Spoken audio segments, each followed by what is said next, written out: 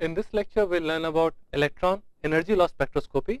So the overall thing what we can see is electrons, energy loss, and spectroscopy. So in this particular case, we incident a particular electron beam of known energies, of known kinetic energy, and we let it interact with the material. And depending on how much energy is being lost, from that we obtain a particular spectrum to comment on the maybe the chemical nature or the electronic state or the dielectric state of a particular material.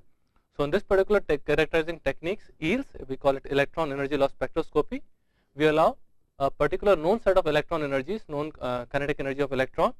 We let it interact with the material and we see what is the overall loss, energy loss is occurring because of certain vibrational modes or some inelastic scattering to attain a particular spectrum.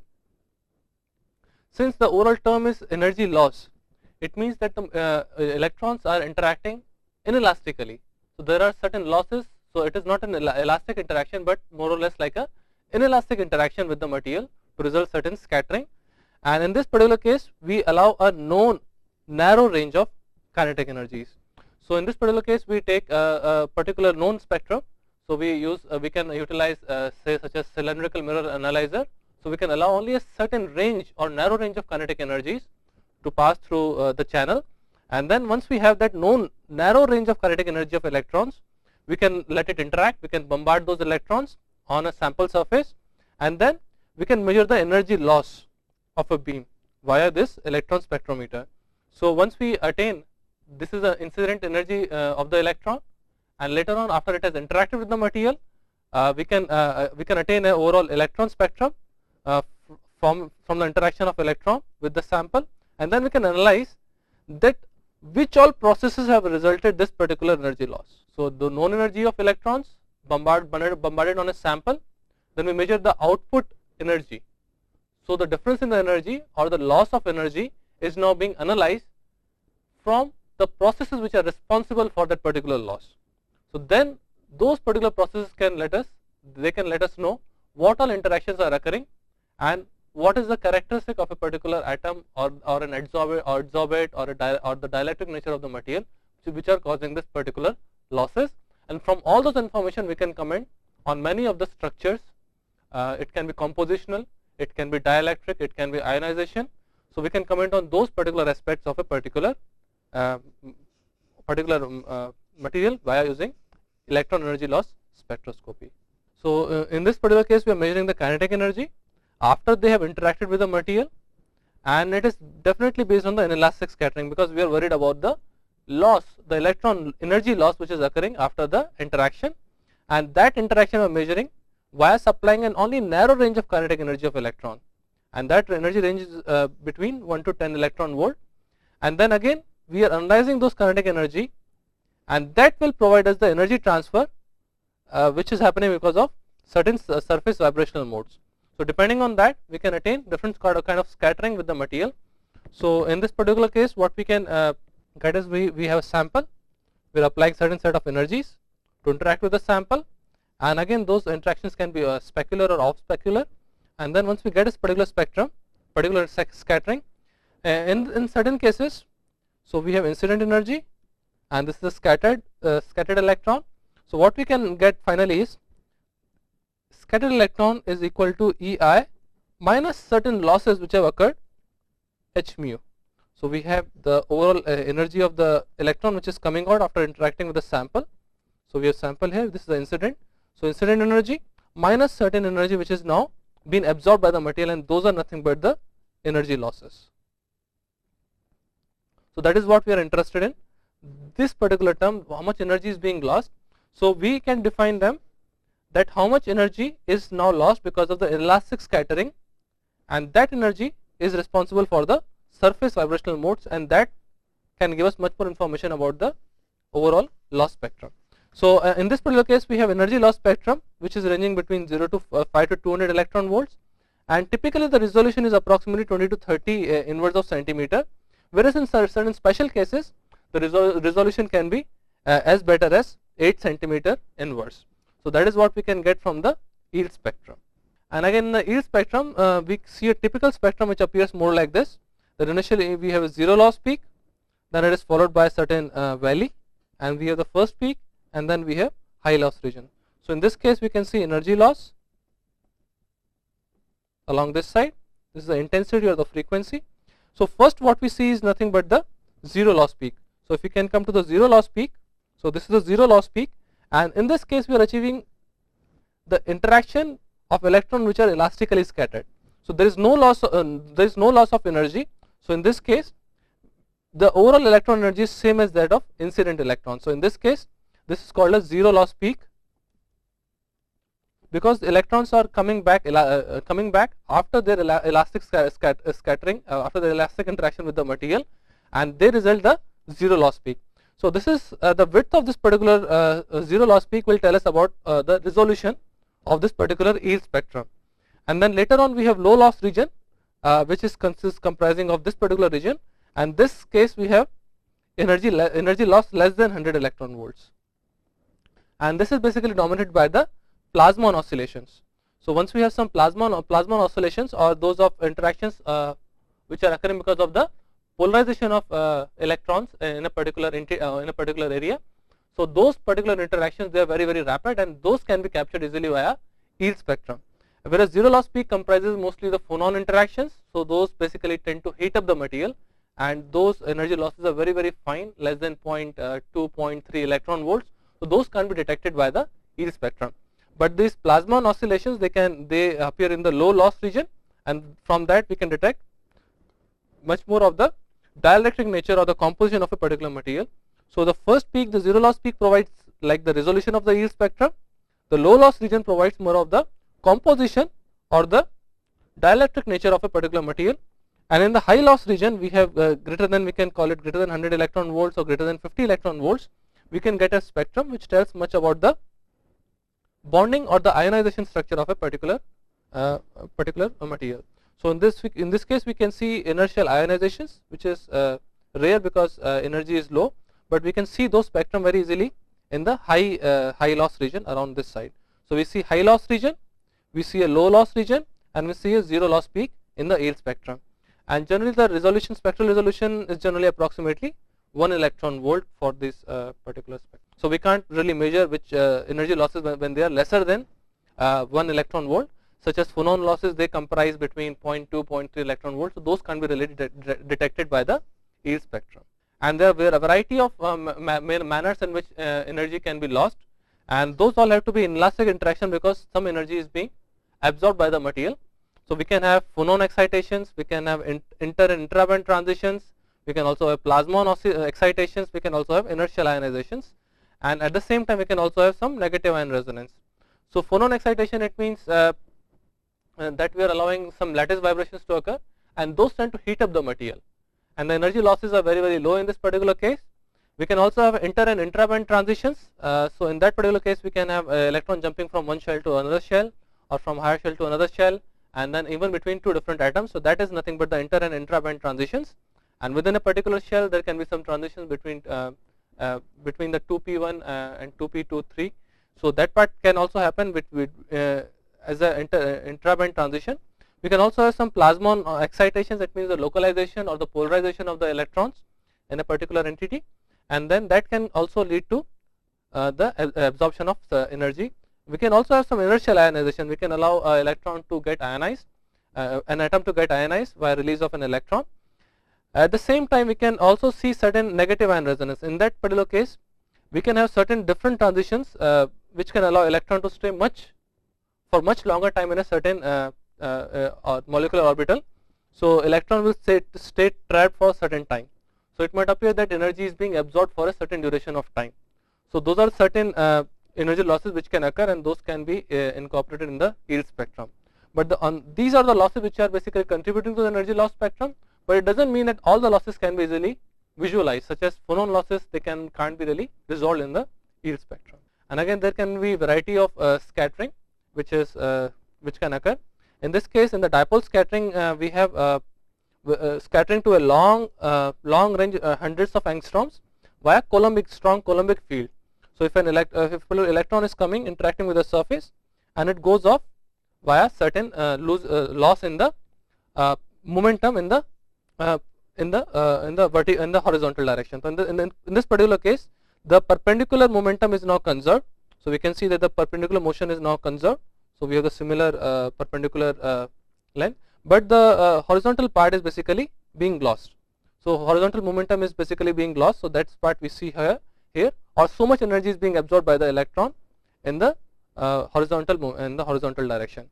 So in this particular case, in the dipole scattering, we can achieve scattering in case of because of Coulombic fields, and in this particular case, we have the retention of the momentum in the perpendicular direction, but there is loss of momentum in the horizontal direction. It is happening because of the Coulombic field of the surface.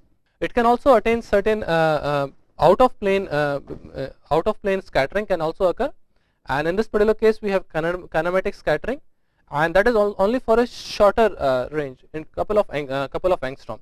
But in this particular case, when an electron is basically interacting with the material, it is losing both perpendicular as well as the horizontal momentum. So in this particular case, whatever the distances we had, momentums we had in the horizontal and vertical direction, those are basically being lost in both the cases. So we have some extra loss in this part as well as some extra loss in the vertical direction. So we have loss in vertical direction as well as some loss in the horizontal direction, and that occurs because of certain strong nuclear motions or vibrations, and that results some potentials on the surface, and because of that, electron gets scattered over wide range of angles. So angles are much wider, but they are at short ranges, few angstrom. So they go in and out of the plane of incidence, and we are not able to retain the electron momentum in both the directions, which are both parallel in the perpendicular direction. So we had dipole scattering, in that we were able to retain the momentum in the perpendicular direction, but because of impact scattering, those are occurring because of the nuclear motions or vibrations, and in that particular case we achieve very wide range of angles but for a shorter distances, and in that particular case we destroy both the perpendicular and the parallel motion or the momentum of the electron. And again we can also have some negative ion resonance, and in that particular case we can induce some impurities, and those basically induce some molecular orbitals that can come because of the adsorbate. So we have incident electron beam, it interacts with the sample, but since there are some adsorbates which are present on the surface of a particular sample, they generate some extra molecular orbitals, and because of that the electron can stay trapped out there, or so our electron can stay transiently trapped on those particular empty or high lying molecular orbitals, and because of that some energy is being basically utilized out there, and that vibrational feature intensity, it strongly depends on the incident energy or which causes the resonance. So that is also happening. We have dipole scattering, we had impact scattering, and we can also have negative ion resonance scattering. In that particular case, we are able to have the electron being transiently trapped in certain molecular orbitals for certain duration of time.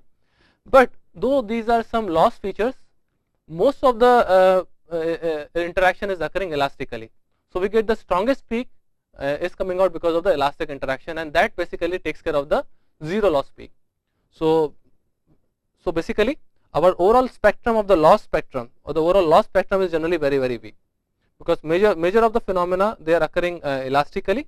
So that is the reason the spectrum which is coming out as a loss spectra, it is generally very weak. So eventually our detection system has to be strong enough to be able to detect that weak spectrum and comment on the overall nature or the structure or the composition of the sample. So that is what the overall feel of the EELS spectroscopy is. And depending on what kind of information we have, so we can see that we can have collective oscillations. They can come out either from plasmons or they can come out of phonons. So plasmons are nothing but the collective oscillations of free electrons. So in this particular case, we have polarization of electrons, and electrons are generally very free entities. So they tend to be dispersed like in a metal matrix. So we have it is basically predominant in metals. When we have high density of electrons which are floating without any without any bonding to a particular atom, so they are flowing freely on a metal surface, and they cause basically the most common inelastic interactions. But the problem with them is they die out very quickly in 10 to the minus 15 seconds, and they are also localized to less than 10 nanometer, and they basically are scattered to less than 0.1 millirads, and their energy is approximately 5 to 25 electron volt. So once they have energy much greater than 1 electron volt, these particular signals can be easily captured by the EELS spectrum. So we can see that the plasmon losses, they arise because of the localized polarization of the electrons, because they arise from the collective oscillations of electrons, and they are very predominant in the metals. So because they have very high electron density, and because their energy losses are in the order of 5 to 25 electron volt, they can be easily captured by the EELS spectrum. On the other hand, we can also have some phonon oscillations. Those are the collective oscillations of atoms, or they also arise because of the lattice vibrations, and because of that they tend to generate heat, and they tend to heat up the specimen, and they can also be generated by certain other inelastic processes such as Auger energy or the X-ray energy, and those can also cause the lattice vibrations or the oscillations of the atoms. But the problem with them is they generally tend to have very low energy loss, which is to the order of less than 0.1 electron volt, and since it is less than the resolution limit of EELS, which is approximately 1 electron volt, we are not able to detect all these losses in the EELS spectrum. And the one more thing is that the phonon can get scattered to a very large angles, to the order of 5 to 15 millirads, and because of that they can generally give a very high or the diffuse background in the case of phonon. So the collective oscillations, they are limited to plasmons and phonons, and plasmons, they are collective oscillations of electrons, whereas phonons tend to be the collective oscillations of atoms, and depending on what kind of energy losses they have, we can get a certain spectrum which can basically grab the particular picture, or the density of electrons can be easily captured by the plasmon peak or the low loss low loss regime of the EELS spectrum. So overall we can see that our phonon excitations, they are limited to 0.2 electron volt, and they give out us a very diffuse background, and they basically come out in the zero loss peak, and since they are very low, the overall energy loss is very low, they can't get resolved, and because of that it can create certain problem in the resolution of a particular EELS spectrum. At the same time, they tend to heat up the specimen. So anyway, those particular things appear in the zero loss peak, and they tend to heat up the specimen. Then later on we can also have some intra-band transitions, and that can provide us a signature. So in the low loss region we can get some signals which are basically between the 5 to 25 electron volts, and those transitions can be easily captured, which can provide us a structure of a particular material. And plasmon excitations, they can be limited either as a surface plasmons or as a bulk plasmon, and their energy again comes in the low loss region.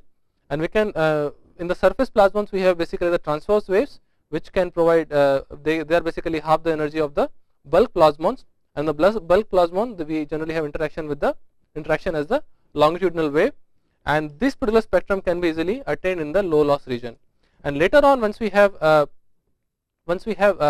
much higher loss, so that is basically being created by the inertial ionization, and that generally is greater than 100 electron volt, and from that we can always attain a elemental information, because we know what are the transitions or the ionizations which are responsible for causing this much loss of the energy. So so overall we can see that we have a zone distributed in 3 regimes. We have zero loss peak. Zero loss peak, basically it defines the overall energy resolution. Higher the basically energy loss, the poor is the resolution, because the broader the particular peak is, the poorer the resolution will be, and higher the kV, the poorer will be the resolution. And again, this thing is arising because of the forward scattering, which is to the order of a few millirads. And again, as we saw that the overall broadening is because of the phonons, which basically give out a diffuse pattern. And again, this corresponds to more like the 0 spot of the diffraction pattern. And again, the bright diffracted peak, which are to the order of 20 millirads, they rarely enter the spectrometer. So we have this much particular resolution, which is now been the constraining factor. And this also includes the energy loss of 0.3 electron volts, which comes out from the phonon interaction. And so so though it is including the phonon losses, it is not able to resolve those phonon losses. So we can see that zero loss peak, it is responsible for the overall defining the overall resolution or the energy resolution of the spectrometer. And later we have a plasmon peak, and then we have a high energy loss peak.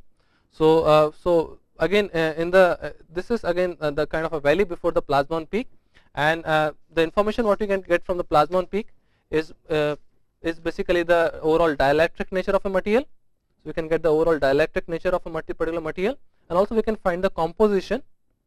Whereas the high loss regime, it can provide us much more information on the overall ionization structure or the bonding, because those ionizations are occurring in this particular high loss regime. And then again we have energy loss which is near the edge structure. So this is the edge, and we have energy loss near the edge structure, and whereas this regime is the extended energy loss fine structure. So we have either the fine structure or near edge structure, and again it is in the high loss region. And from this we can get much more of the bonding effects, how is the overall bonding which is happening, and we can also attain overall diffraction effect which can occur from the atoms surrounding the ionized atom. So we can get much more information as either energy loss fine structure or as energy loss near the edge structure. So we have regime which is nothing but the zero loss peak, and then we have low loss peak which is limited to 50 to 100 electron volt, and then we have high energy loss regime which is basically the either it can be a fine structure or the near edge structure, and from that we can get much more bonding or the ionization effects. So again there are different parts of the spectrum. So again coming to the initial part, we already saw that this is nothing but the zero loss peak. So we have incident beam energy, it is interacting with the material and it is getting elastically interacted, and that energy is being captured back as the zero loss peak, because the incident electron, they have not lost any energy while interacting with the specimen. So they result out the zero loss peak, and later on they have plasmon peak. In this case we are observing plasmon losses. Those are occurring because of the polarization of the electrons, and because of that material is losing certain energy via certain oscillations. And we have one regime of valley before the plasmon peak, and then again the peak, the plasmon peak. So in this case we tend to see this particular peak because of the free electron density, and that can tell us much more about the dielectric constant of the particular specimen as well as the composition of the specimen. So so that part we can attain from the plasmon peak or the low loss regime, that we can comment because the distribution of electrons or the polarization of electrons will tell about the dielectric nature of the material, how easily the electrons can flow and how easily they can reduce the energy loss. So that part can be easily obtained, and again we can also from that we can also attain the overall composition of the specimen from the free electron density. Second, from the high energy loss regime, we have near edge structure and the fine structure, which is the extended region, and it can arise as more than the critical energy for the ionization is imparted to the core electron. So from that we can attain what is the overall ionization which is happening out there, and it is basically the excess energy which is approximately few electron volts. We can also attain some pleural elastic scattering, and that can give us the bonding structure between the two atoms. And if the excess energy is greater, and that can be correlated to the single scattering event, and that can provide us a local atomic arrangement. So we can achieve the bonding between the atoms, or what is happening in terms of the arrangement of the local atoms. So we can get overall structure, either the bonding of the ionized atom, how the ionized atom is coordinated to the other atoms from the overall arrangement, and that can also provide us the density of states of the solid as well as the radial distribution function for all these entities. So that part we can attain from the extended regimes of the which is near edge and the extended fine structure. So that information we can get from the high energy loss spectrum, either from the energy loss near edge structure, which is the EELS, or from the extended energy loss fine structure, that is EXELFS. So we can attain that much information from out here. So later on we can also see that the overall information what we can get from here is, if we get an intensity, so we are getting certain intensity out here, and then in this case we have energy loss which is an EV. So we have energy loss. So we are seeing one first peak which is coming out exactly at 0, and then we have a very fine plasmon losses, and that's it, and then we have high loss period. So if we start basically extending it or increasing magnifying it, so this is nothing but a zero loss peak, and then we can go back and see this particular regime. So this is nothing but the plasmon peak. If we start magnifying it, then we can see that we are seeing certain peaks. So at certain higher peaks we can see that there is some information which can be available, and these regimes occur basically at around 100 electron volts. So this is the low loss region, and we can start seeing something at much at the high loss regime. High loss. Again, this is high loss. So we can start magnifying it. So in this particular case, we are seeing zero loss peak. Those are nothing but the arising from the elastic scattering, and that can tell us more about the resolution part of this particular yield spectrum. And then once we are going and seeing the plasmon losses, we can tell much more about the dielectric nature or the composition. And as we see here, we can have some certain spectrum. So in this case, it can be silicon L shell. So we can get certain information about the bonding, that what kind of energy is responsible for creating this particular ionization. It can also be arising from some other material, say K of carbon. So this particular part tells us two things. First of all, what is the overall bonding? Because this is nothing but the ionization energy, so that is telling directly about the bonding. And then it can also tell us about the oxidation state, whether how much energy is basically being provided here. So from that we can also get the oxidation state, and we can also know the overall concentration, because depending on the height of this particular peak, we can know how much carbons are really interacting to give out this particular intensity or giving out this particular regime. And we can also see that there can be certain secondary basically peaks out here, so we can further magnify it. So we can see the extension of this one. So if this can be 50x, this can be 500x, and this can again be 1000x. So at later on, we can also again see some more peaks which can be, say, belong to oxygen. Oxygen, say K from the K shell. So from one spectrum, we can keep magnifying it. So the blue one, what we saw earlier, is the initial spectrum. Then we magnify it by 50 times, and then we see certain spectrum that tells much more information about whether there is some silicon in it. It will tell us about the bonding or the oxidation state. We magnify it further to say 500x, and then what we get, we can see some carbon, presence of some carbon, and that will tell us about the overall concentration of carbon. We can magnify it further, and what we see is some presence of some oxygen. So we can get a couple of information from here: the bonding, the oxidation state, and the concentration, even the electronic structure of this particular entity. Those are information we can get very easily from the yield spectrum. So that is what we can see in this particular case. Further, we can also do some yields microanalysis, and in this particular case, we can even detect a single atom of thorium even on a carbon film. So if we see, we can get a particular spectrum. We can get a particular spectrum, and in the low loss regime, we can see some presence of some thorium. If I had a particular film, so I can get some signals which are basically for carbon. This peak is coming from a thorium with a cluster of thorium. But if I only have one single atom of thorium, this is the energy loss, the intensity, and I can also compare it with say if I had certain peaks of carbon, and then if I allow only one thorium atom to basically get adsorbed on the surface, I do see some bump out here, and with a similar kind of a carbon peak. So I can even detect, even when I have single thorium atom which is now adsorbed on the carbon surface, I still will be able to detect that particular part. So that tells how sensitive that yield spectrum is, that I can detect even a single thorium atom. So I can detect that because the thorium atom, if it forms a cluster, I can still see the similar peak at the similar energy loss regime, and that might be at either at lower energy or maybe less than 100 electron volt. So that part I can see from the yields microanalysis, and I can detect even a single atom of thorium on a carbon film. So that is the overall sensitivity of the yield spectrum. So in this particular case, I have carbon, I had a carbon film. So I do see the peaks which are arising because of carbon, and those are generally in the high loss regime. So they can tell me about the overall excitation nature or the bonding nature of the electrons in the ionization state. So I can get much more information of what are the transitions which are occurring in the carbon alone. So depending on what kind of carbon it is, I can get the pi interactions or the sigma interactions which are occurring for the electrons.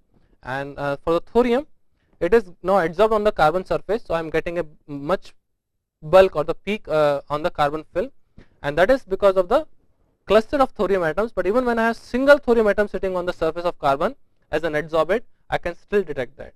So that is the overall sensitivity of the yield spectrum. So again, in certain cases we have diamond, graphite and fullerene, and again they only have carbon in it, nothing else. So we are considering three systems: diamond, graphite and fullerene, and they all consist basically carbon, but they have absorption peaks of around 284 electron volt in the EELS spectrum, which correspond to the existence of carbon atom. So we see 284, we have certain regime of carbon which is present. So we do see that the carbon is present out there, and from the fine structure of the absorption peak, the difference in the bonding state and the local electronic state can be detected. So you can find the bonding and the local electronic state from the fine structure of the EELS spectrum. And again, if we go further, we can see for the graphite we have this particular bonding, which is 1s or the pi bonding. 1s to the pi bonding, we have certain energy absorption. So we are able to see this particular peak in the graphite, and the similar peak we can also see in the C60, but that peak is totally absent in the diamond structure. So we can see that because the diamond we have sp3 hybridization, so we don't have a transition which can really see 1s2 going to the empty pi bond. So we can see that carbon K shell electron from 1s, it is not able to bond to yield a pi bonding orbital in case of diamond. So that can be very nicely being observed out here. There is a sharp peak at the absorption edge, which corresponds to the excitation of the carbon K shell electron or the 1s electron to the empty anti-bonding pi orbital, that is present only in the graphite as well as in the C60, because they both have sp2 type of hybridization. So they still have one orbital in p which is empty. So there can be a transition from the s shell or the 1s shell to the p bond, and that particular energy regime is following in the regime out here. And from this we can say that the diamond we have sp3 hybridization, and there is no empty pi electron basically which can come out here. So there is no 1s electron which can jump to the empty pi electron, and that is the reason we have this particular energy level vacant out there. So that is a kind of information we can get, that from a difference between the graphite, C60 and the diamond, where everything is now composed of carbon only, and that thing is now being captured from the EELS spectrum. So in the EELS spectrum we can see that if we have large number of particular electrons at say 284 EV, that's what we saw.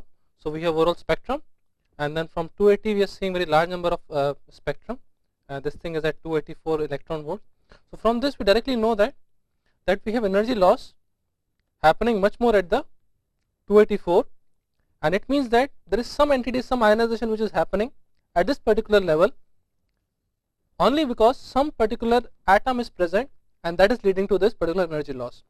So this happens to be an electron energy loss which equals to the ionization of carbon from K shell. So if we have K shell electron present in the carbon atom, and that equals to the energy of that particular electron equals to 284 EV. So directly means that if we have loss which is happening at 284 electron volt, so we have energy loss out here in EV, and we have intensity out here. So once we see a very high intensity, exactly 284 electron volt, we can directly correlate it to the ionization of carbon from the K shell. So that directly tells us that we have some atom present out here, and that is leading to the ionization of this particular atom, and incident beam is somehow interacting with this particular atom, and it is ionizing the carbon. So that is the first information what we can get from here, that this particular energy is equal to the energy which is required to remove an electron from the K shell of the carbon. So this tells we have presence of carbon, and the intensity of this also tells us what is the approximate composition or the approximate content of this particular carbon, because the more the carbon, the higher the intensity of this peak at 284 electron volt. So we can also say that there is a significant amount of carbon which is present in the material, and from the interaction as we saw, if we have a certain bonding or bonding present, so from S shell to the P, from the pi shell, if we see that particular peak, it means that type of a bonding can be present. If not, that it means it is not there. So we can also find what is the type of atom, its overall amount, and number of atoms of each type. So in case we have certain hybridization which is happening, so we can know whether we have atoms which have sp2 hybridization or sp3 hybridization which is present in a particular case. And also we can find the scattering angles. So depending on from the width, we can also find the overall scattering angles, and that can provide us much more of the dispersion relations for a particular atom. So from this overall information from the yield spectrum, first of all we can identify where the particular peak is getting, where we are getting the exact peak, and that will tell us how much energy loss is occurring, and that from that we can correlate it to the ionization of a particular entity, say carbon in this case. That will tell us the amount of carbon, type of bonding which is happening, the overall scattering angle from the dispersion for a particular entity. So all this information we can get easily from a yield spectrum. And how do we get that is, initially we have electron source, and first of all we are providing a narrow range of kinetic energy. So we have narrow range of kinetic energy, and that thing is being achieved from a cylindrical mirror analyzer, or it can also we have certain two cylinders out there, and we apply certain bias to it. So we have energy less than E0, it basically gets entrapped out there. If I have E greater than E0, then it gets entrapped out here. So what we can get out is a narrow range of energy which has limited E0, and that particular energy of known E0 value will now interact with the sample, and once it interacts with the sample, after the interaction, how much energy is being lost by the electron, that thing is again sent back to the analyzer. And on the analyzer, we can again do the same operation, and we can select what all energies are coming out. So by putting the bias, certain biases to the particular analyzer, we can somehow detect the overall spectrum from a detector. So we can get overall spectrum of what is the overall energy loss which is happening, because once we know the incident energy minus the energy which is being observed later on, that is nothing but equal to the energy loss which is occurring for a particular electron. So that is what we are getting it from the overall spectrum, that we are sending certain energy, we have electron source, we are sending it through a monochromator to get a particular set of known narrow range of kinetic energy for electron, and those are interacting with the sample, and upon interaction with the sample, it is now sent to an analyzer. So those will separate out the energies. Once we are able to separate out the energies, we know the incident energy, we know the final energy. So the subtraction of that, EI minus ES, will tell us how much energy loss is now occurring, and that energy loss is now being correlated to the overall structure of a particular for a particular material, or even even we can also find out the overall dielectric nature or the ionization state or the bonding state for a particular material, and that thing we are getting from this yields spectrum. And again, the advantages of the yield spectrum, it basically can be applied to materials which are normally unstable under electron beam, because in this particular case our energies are very low. So because our energies are very low, we can also apply it to the materials which are basically unstable under electron beam. And again, in this particular case, we can have multiple scattering occurring, because as we saw, we have a dipole scattering, we can also have a specular scattering, we have impact scattering, dipole scattering, and we can also have some negative ion resonance. So all those mechanisms behave very differently. In one case, we can retain the momentum in the perpendicular state. In the second case, the momentum was not at all conserved, both parallel as well as perpendicular, and all those basically scattering mechanisms are allowed, and that will allow us to observe the overall energy loss. So we can observe all the modes which are parallel and perpendicular to the surface, so that can reveal much more information. At the same time, we can observe modes between 0 to 4000 inverse of centimeter, and also we can attain spectrums which have a lower energy or the lower frequency modes. We can also attain the spectrum for that, and that basically we can also observe the molecule surface. So that part gives us the information much more about what is happening at the surface level, or at the low energy losses also we can attain. And again, we can perform vibrational and electronic loss spectroscopy. We can also induce and probe current induced interactions with the variable incident energy. And in this case, we don't need any background subtraction, because we know what is the incident beam and what is the beam intensity which is coming out. So we don't need to do any background subtraction, and it is very common technique for the surface and bulk phonon measurements, because that will create the initial broadening of the zero loss peak. So that part we can tell very nicely what is the overall surface and bulk phonon interaction which is happening with the material. And in this particular case, we can find the atomic composition. So we can also attain what is the atomic composition which is out there. What is the overall chemical bonding which is happening in the material? Because from the intensity of a particular EELS peak, we can find what is the overall how much is the overall presence of a particular entity which is causing this particular increase in the peak intensity. So that can tell us about the overall composition, and it can tell us about the overall bonding nature, because depending on where the particular peak is appearing. So like in the case of carbon, from 1s to pi shell, we saw that the peak was operating at 284 electron volt. If it is not present, we can tell much more about the bonding nature of carbon itself. So we know whether it's sp2 or sp3 hybridization, and again it can tell us about the valence and electronic band electron profile. So that part can also be obtained from the ionization part. We can also get much more of surface properties, because we saw even when a single thorium atom is present on a carbon surface, it can be basically detected. So this particular instrument is highly sensitive, so we can get much more information even from the EELS spectrum.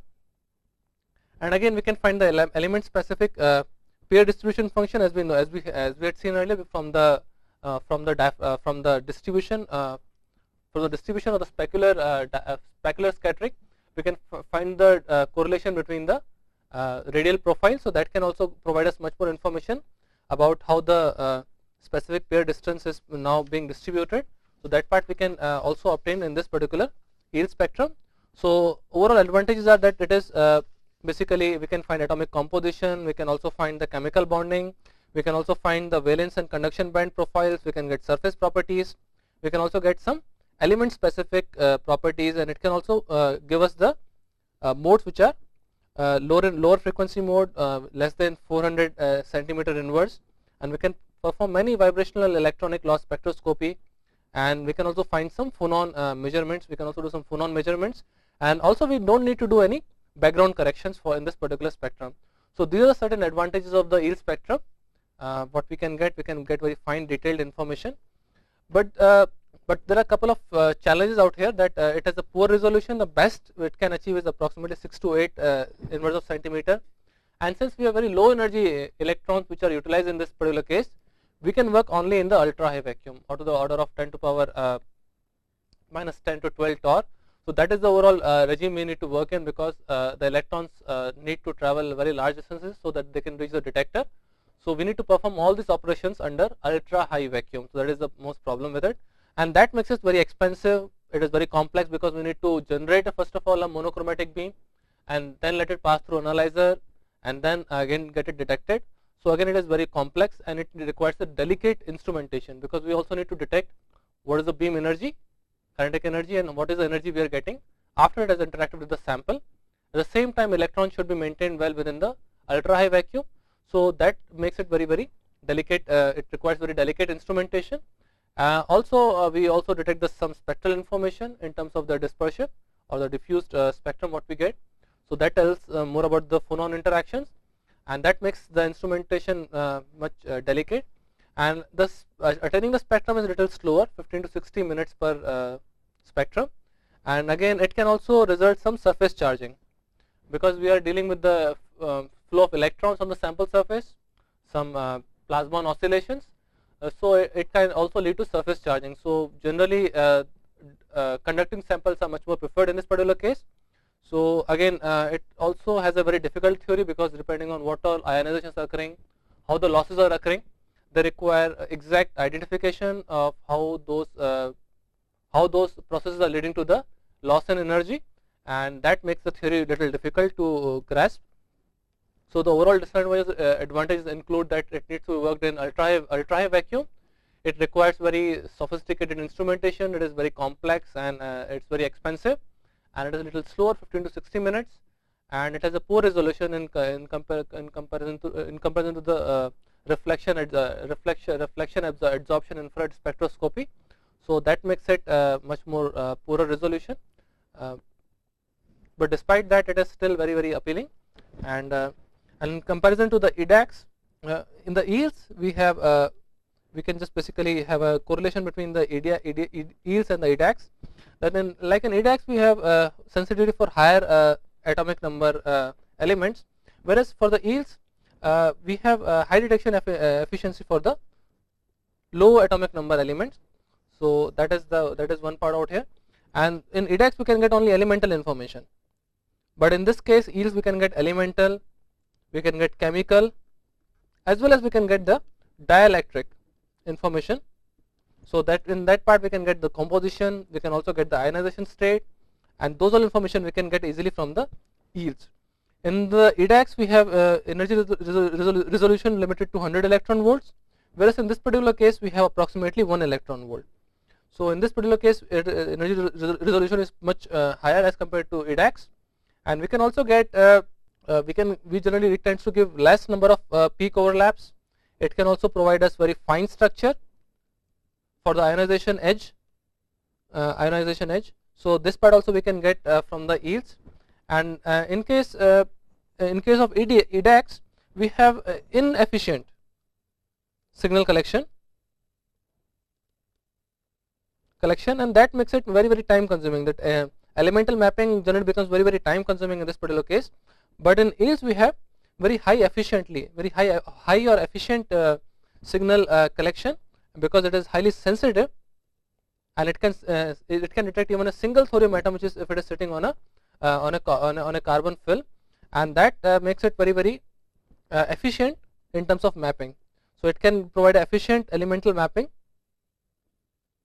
on a particular surface. At the same time, since it is very efficient, it becomes very fast technique. It's fast technique, but it requires very complex theory. Though EDAX is little slow, it is much more simpler, and we can get a spectrum very quick. But again, this is a slow process, a slow technique, but it can have very simpler processing is required in the EDAX. So that is the overall thing about EELS, that we can we are incidenting known electron energy, and we are letting it interact with the material, and from the detection of the loss which has occurred upon interaction of electron with the material, and from that energy we can distinguish the overall spectrum, either as zero loss, low loss, and the high loss. In the zero loss we have mostly the elastic scattering, and that tells us much about the phonon losses which are occurring in the material.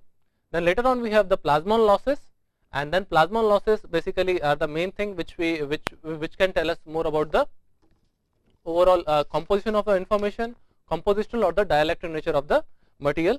Whereas in the high loss regime, we can see the near edge structure or the fine structure, which is near the extended, which is called the extended energy loss fine structure. So we can get some information out from there, which tells us more about the ionization state, or what is the ionization of a particular material, or also about the bonding which is predominant in that particular location, and all those information we can get from the high loss regime in the EELS spectrum. And as we see, it is a very sensitive technique, and it can detect very fine adsorbates which are there on the surface of a particular entity or a particular surface, and this can serve as a very fine tool in terms of resolution, in terms of resolving any adsorbates which are there on the sample surface. So basically with that, I'll end my lecture here. Thank you.